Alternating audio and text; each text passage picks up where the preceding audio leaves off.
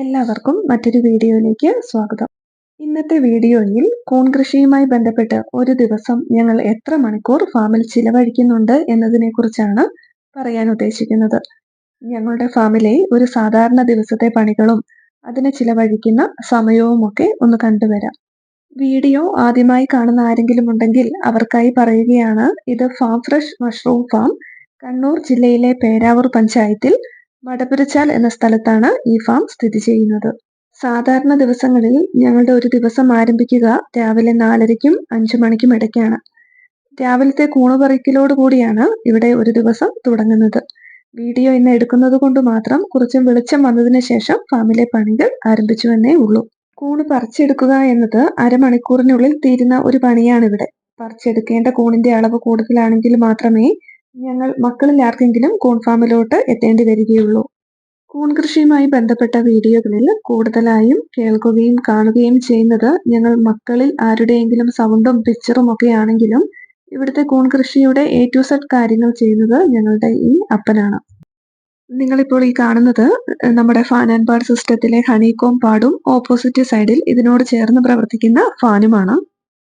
നമ്മുടെ ഈ ഏരിയയിൽ 38 to 40 ഒക്കെയാണ് നിലവിലെ ടെമ്പറേച്ചർ. ഈ ഒരു ഫാൻ ആൻഡ് പാഡ് സിസ്റ്റം ഉള്ളത് ഒരു പരിധി വരെ ഞങ്ങൾക്ക് വലിയ ആശ്വാസം തന്നെയാണ് ഈ ഒരു കാലാവസ്ഥയിൽ.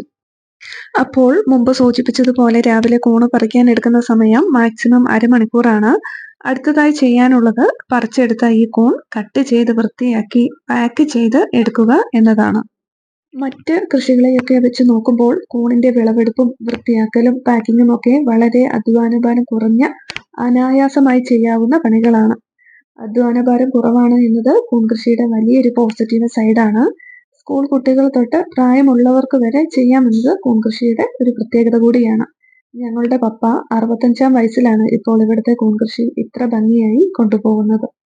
കൂൺ കട്ട് ചെയ്ത് വൃത്തിയായി പാക്ക് ചെയ്ത് ഇതുപോലെ സ്റ്റിക്കറൊക്കെ ഒട്ടിച്ച് സെറ്റാക്കി എടുക്കാൻ 1 മണിക്കൂറിനടുത്ത് സമയമെടുക്കാറുണ്ട്. രാവിലെ 7:30-ക്ക് മുമ്പ് തന്നെ കൂൺ പാക്കിംഗ് പൂർത്തിയാക്കി 8 മണി 8:30 കൂടി ഷോപ്പുകളിൽ എത്തിക്കുന്നതാണ് ഇവിടുത്തെ പതിവ്. സ്ഥിരമായി കൂൺ കൊടുക്കാൻ ഒരു മാർക്കറ്റ് ഉണ്ട് ഞങ്ങൾക്ക്. വർഷങ്ങൾ എടുത്താണ് ഇവിടുത്തെ കൂൺ കൃഷിയും കൂണ് കൊടുക്കാനുള്ള സ്ഥിരമായ ഒരു മാർക്കറ്റും എല്ലാം വളർത്തിയെടുത്തത്. അതുകൊണ്ട് തന്നെ ഉൽപ്പാദിപ്പിക്കുന്ന കൂൺ വിറ്റഴിക്കുന്നതിനെ കുറിച്ച് ഇവിടെ ടെൻഷൻ ഇല്ല. കൂൺ കടകളിൽ എത്തിക്കാൻ ഏകദേശം 1 മണിക്കൂറിനടുത്ത് സമയമെടുക്കുന്നുണ്ട്. ഇതിന് ശേഷമാണ് കൂൺ ഫാമിലെ മറ്റ് പണികളിലേക്ക് കടക്കുന്നത്. കൂൺ കൊടുത്തു വന്നതിന് ശേഷമുള്ള പ്രധാന പണി എന്നത് തൊട്ടു മുമ്പത്തെ ദിവസം ആവി കയറ്റി അണുനശീകരണം ചെയ്ത് വെച്ചിരിക്കുന്ന അറക്കപ്പൊടി അതിന്റെ ചൂട് പോകുന്നതിനായി വൃത്തിയായി ക്രമീകരിച്ചിരിക്കുന്ന പ്രതലത്തിൽ നിരത്തുക എന്നതാണ്. 4 മുതൽ 5 മണിക്കൂർ വരെ ഇങ്ങനെ അറക്കപ്പൊടി നിരത്തിയിട്ടതിന് ശേഷം ഉച്ച കഴിഞ്ഞാണ് ഇവിടെ ഓരോ ദിവസവും കൂൺ ബെട്ടുകൾ തയ്യാറാക്കുന്നത്. എല്ലാ ദിവസവും കൃത്യമായി നിശ്ചിത അളവിൽ കൂൺ ലഭിക്കുന്നതിന് അതിനനുസൃതമായി തന്നെ ബെട്ടുകളും തയ്യാറാക്കേണ്ടതുണ്ട്. 20 മുതൽ 25 ബെട്ടുകളാണ് ഇപ്പോൾ ഒരു ദിവസം തയ്യാറാക്കുന്നത്. ആഴ്ചയിൽ 5 ദിവസവും ബെട്ടുകൾ ഇവിടെ തയ്യാറാക്കുന്നുണ്ട്. രാവിലെ കൂൺ കൊടുത്തു വന്നാൽ പിന്നീട് ബെട്ട് തയ്യാറാക്കുന്നതാണ് ഒരു പണി എന്ന് പറയാനുള്ളൂ. പക്ഷേ കുറച്ചു കാലങ്ങളായി കൂൺ കൃഷിയിൽ താല്പര്യമുള്ളവർക്ക് ഇവിടെ ട്രെയിനിങ് കൊടുക്കാറുണ്ട്. ഇന്ന് ട്രെയിനിങ് ഉള്ള ഒരു ദിവസമാണ്. അതുകൊണ്ട് തന്നെ ട്രെയിനിങ്ങിന്റെ കുറച്ച് ഭാഗങ്ങളും ഈ വീഡിയോയിൽ ഉൾപ്പെടുത്തുന്നുണ്ട്. രാവിലെ 9:30 കൂടി തുടങ്ങി ഉച്ചയോടുകൂടി അവസാനിക്കുന്നതാണ് ഇവിടുത്തെ ട്രെയിനിങ്.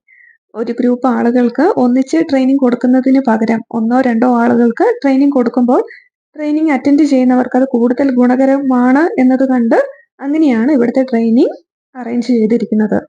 ഈ ട്രെയിനിങ് കൊടുക്കൽ നമ്മുടെ കൂൺ കൃഷിയുടെ മറ്റൊരു സൈഡാണ്. അതുകൊണ്ട് കൂൺ കൃഷിക്കായി ചിലവഴിക്കുന്ന മണിക്കൂറിൽ ഈ ട്രെയിനിങ് കൊടുക്കുന്ന മണിക്കൂറുകൾ ഉൾപ്പെടുത്തേണ്ട കാര്യം വരുന്നില്ല. ട്രെയിനിങ്ങിന് ശേഷം ഉച്ച കഴിഞ്ഞ് ഇന്ന് കൂൺപെട്ടുകൾ ചെറുതായി നനച്ചു കൊടുത്തിട്ടുണ്ട്.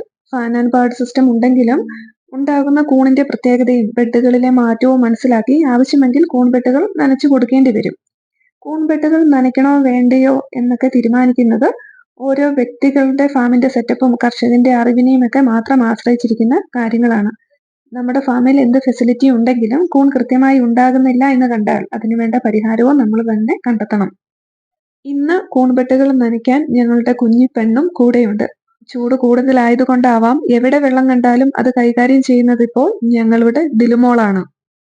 അരമണിക്കൂർ മതി ഫാമിലെ പെട്ടുകൾ പരിശോധിച്ച് കായിക വളർച്ച, അതായത് മൈസീലിയം വളർച്ച പൂർത്തിയാക്കിയ പെട്ടുകളിൽ ചെറിയ കീറലുകൾ ഇട്ടുകൊടുക്കുക. ഏതെങ്കിലും കൂൺപെട്ടുകളിൽ ഏതെങ്കിലും തരത്തിലുള്ള രോഗങ്ങളോ ചെറുജീവികളുടെ ഉപദ്രവങ്ങൾ ഉണ്ടോ എന്ന് പരിശോധിക്കുക. ഉണ്ടെങ്കിൽ അവയ്ക്ക് പ്രതിവിധികൾ ചെയ്യാനുമൊക്കെയായി അരമണിക്കൂറിനടുത്തുള്ള സമയം മതിയാകും.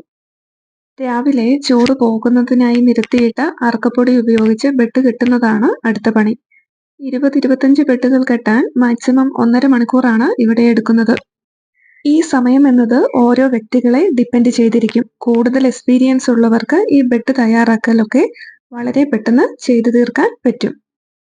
എങ്ങനെ നോക്കിയാലും 4 മുതൽ 4.5 മണിക്കൂർ ഒക്കെ വരെയേ കൂൺ കൃഷിക്കായി ഒരു ദിവസം പണി എന്ന നിലയിൽ മാറ്റിവെക്കേണ്ടി വരുന്നുള്ളൂ. കൂൺ ഫാമിന്റെ വലിപ്പവും ഉൽപാദന തോതും എല്ലാം അനുസരിച്ച് ഈ സമയത്തിലൊക്കെ വ്യത്യാസം വരാം.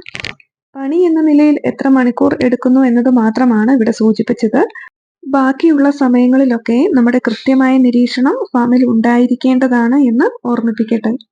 ഒരു കാര്യം സൂചിപ്പിക്കട്ടെ, കൂൺ കൃഷിയുമായി ബന്ധപ്പെട്ട് മാക്സിമം വീഡിയോകൾ ഞങ്ങൾ ചെയ്തിട്ടുണ്ട് എന്നത് തന്നെയാണ് ഞങ്ങളുടെ ബോധ്യം. കൂൺ കൃഷിയുമായി ബന്ധപ്പെട്ട് ഏതെങ്കിലും ഒരു കാര്യത്തെക്കുറിച്ച് ഞങ്ങളിൽ നിന്ന് വീഡിയോ പ്രതീക്ഷിക്കുന്നുണ്ടെങ്കിൽ അത് കമന്റ് വഴി ഞങ്ങളെ അറിയിക്കുമല്ലോ. അപ്പോൾ മറ്റൊരു വീഡിയോയുമായി കാണാം. Thank you.